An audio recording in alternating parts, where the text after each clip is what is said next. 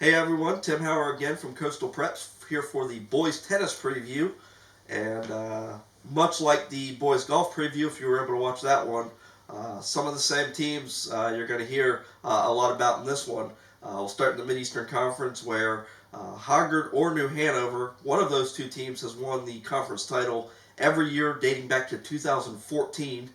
Laney was the last team other than a Hoggard New Hanover team to win, and that came back in 2013. So it's been several years since anybody has been able to challenge the Vikings or the Wildcats, and that's not going to happen again this year.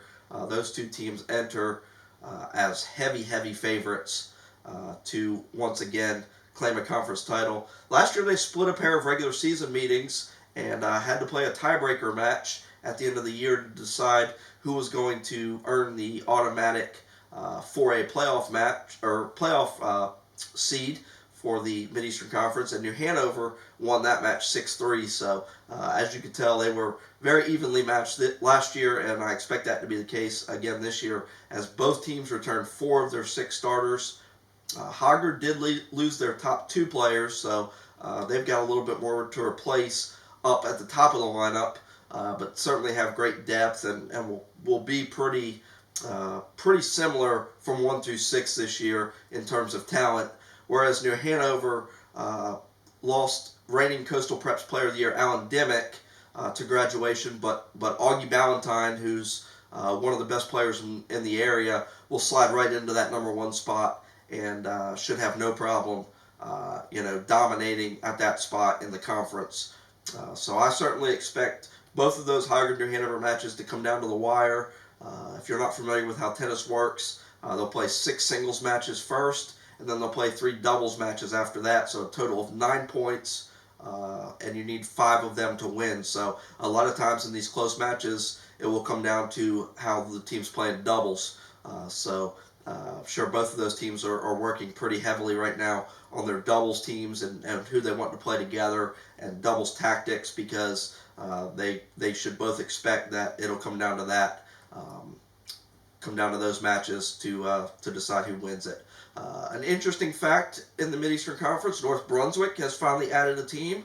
I don't know the last time they had a boys team, but it has been a long time since I've been covering tennis in this area for almost 2 decades, and I don't remember North Brunswick ever having a boys tennis team. So pretty exciting that they have finally added a team, and I'm sure they will obviously take some lumps early, but just getting kids out there and getting them interested in the sport, and should be good, and hopefully it will lead to them continuing to have the sport, continue to offer it for many years to come. It's always great when a team can a school can get a new team added and can continue to field it. So wishing the Scorpions the best of luck this year as they begin their journey as a tennis program.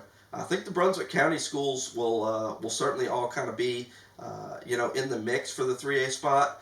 South Brunswick has a lot of young talent, but I know Coach Jarrett Wells is excited about the potential of his young players. They opened the season with a nice 7-2 win over Whiteville on Monday, and then West Brunswick last year had a hard time fielding a full roster. Have not heard yet what their numbers are like this year, but we'll see who comes out on top in the 3A. If I had to guess, it would most likely be South Brunswick, just because they've got some players with some experience. Switch over to the private schools, and Cape Fear Academy is a team that will certainly be in the running for a state championship. They won the state title in 2021, made it back to the state championship match a season ago and lost, but 5 of those 6 starters from that team last year are back. So I think the Hurricanes are easily the best team in Wilmington, and probably one of the best teams in the eastern part of the state. Hayes Gilbert at number 1 is a top-notch player and will compete right there with Ballantyne for potential Player of the Year honors. Add Southeastern Homeschool's Brock Bowling to that list as well. I'd say those 3 are the top players in Wilmington and in our area, and will be competing for the Coastal Preps Players of the Year honor most likely will come down to one of those three. But again, back to Cape Fear Academy, just great depth, and the thing that makes them so good is that, 2, 3, 4, 5, and 6 are all just as strong. Not obviously not quite as strong as Hayes at the top, but would play. A lot of those kids would play number one for any other school. Even at 3 and 4 in the lineup, good enough to play number one for a lot of different schools, and you're playing number 4 in the lineup. Just makes Cape Fear Academy so hard. To beat because of what depth they have. They'll play Hoggard and New Hanover this year, and so they'll get challenged in those matches, but I expect the Hurricanes to come out on top. I actually think their biggest competition this year might be the Southeastern homeschool team. Like I said, with Brock Bowling at number 1, really has been playing some terrific tennis the last 2 or 3 years, and his game is at a really high level right now. But the Cardinals have really been building this program for the last several years, and they've got a really strong team this year. Some younger players, along with some seniors like Brock Bowling, Davidson Good, that are make this team really strong. The hard part for Southeastern Homeschool is that they're the only homeschool team in the state, so they don't. Whereas their basketball, soccer, volleyball teams can go find other homeschool teams to play in those sports, tennis, they're having a hard time finding matches to play because there's no other homeschool programs that offer tennis.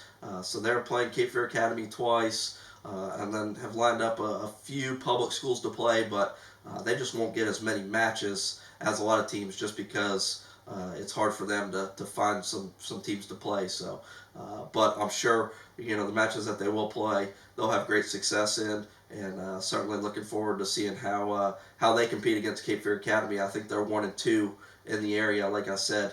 So be some really fun matches to watch this year. The Hoggard Hanover matches will be fun. When both of those teams play Cape Fear Academy, will be a lot of fun. Southeastern Homeschool, Cape Fear Academy, going to be a lot of fun. So we've got several matches in the area that I'll be keeping my eye out on, and will certainly probably be attending several of those matches, and grabbing photos and writing stories from those matches. So if you're a tennis fan and want to follow along, please be sure to check out the website. Each night will be a daily roundup, so you'll be able to see the scores and which teams are winning. And like I said, the big matches I'll be at to report on. So as always, follow me on Facebook and Twitter as well, and be sure to subscribe to the website if you already haven't done so. All right, we'll be back with some more spring previews over the next couple days.